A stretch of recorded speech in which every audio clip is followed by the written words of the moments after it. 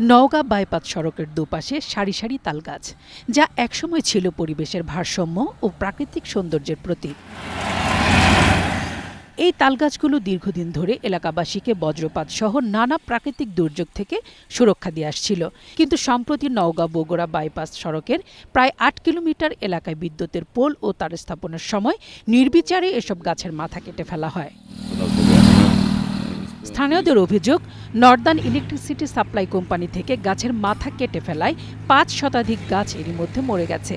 বাকি গাছগুলো ঝুঁকিপূর্ণ অবস্থায় রয়েছে।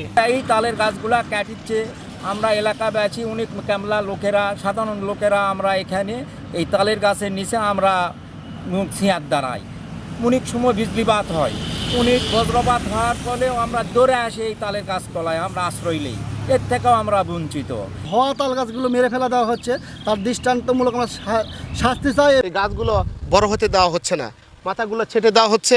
কারণ একটা তাল গাছ হইতে কত বছর সময় লাগে এবং তাল গাছের ভূমিকা যে কতটা অপরিহার্য সেটা শুধুমাত্র পরিবেশ অধিদপ্তর লোকদের মধ্যেই মনে সীমাবদ্ধ আছে। সরকারের কাছে আবেদন, এটার যেন কোনো বিধি ব্যবস্থা হয়। এ বিষয়ে ক্ষোভ জানিয়ে পরিবেশবিদরা জানান, গাছ কাটা মানুষ হত্যার সমান। গাছ কাটার জন্য নেস্কো কর্তৃপক্ষকে জবাবদিহিতার আওতায় আনতে হবে। যদি আমরা দেশকে ভালোবাসি, জীবনকে ভালোবাসি, মানুষকে ভালোবাসি, তাহলে এই তাল গাছকে রক্ষা করা আমাদের দায়িত্ব। সেই দায়িত্বহীনতার পরিচয় দিয়েছে এই নেস্কো আজকে এই গাছ কেটে আজকে মানুষকে মৃত্যুর দিকে ঠেলে দিয়েছে। তিনি বলেন, বিকল্প ব্যবস্থা গ্রহণ করেই বিদ্যুৎ সরবরাহ নিশ্চিত করা সম্ভব ছিল। দ্রুত পরিবেশ বান্ধব সমাধানের দাবি জানিয়েছেন সচেতন মহল। মোরশাদা খান লিপি, গ্রিন নিউজ ডেস্ক।